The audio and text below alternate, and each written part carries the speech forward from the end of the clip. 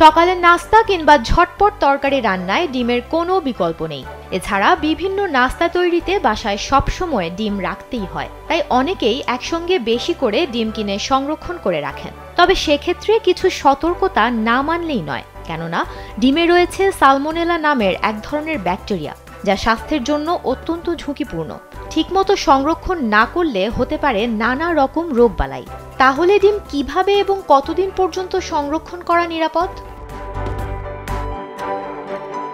যুক্তরাষ্ট্রের কৃষি দপ্তর অনুযায়ী ফ্রিজে সাধারণত 3 থেকে 5 সপ্তাহ পর্যন্ত ডিম ভালো থাকে।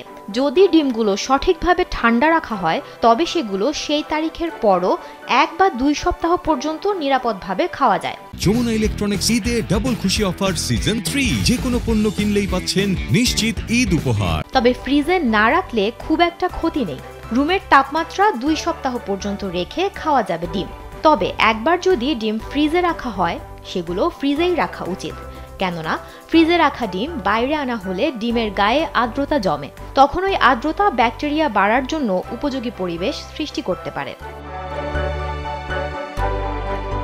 ডিম অবশ্যই বাজার থেকে আনার পর কুসুম গরম পানি দিয়ে পরিষ্কার করে তারপর ফ্রিজে রাখা উচিত। বেশিরভাগ ফ্রিজের দরজার সঙ্গে ডিম রাখার জায়গা থাকে, তবে বিশেষজ্ঞরা বলেছেন দরজা বারবার খোলার কারণে এই স্থানের তাপমাত্রার হেরফের হতে পারে, ফলে দরজায় ডিম সংরক্ষণ নিরাপদ নয়। একটি মুখবন্ধ বাটিতে ডিম ফ্রিজের ভেতরে রাখাই নিরাপদ।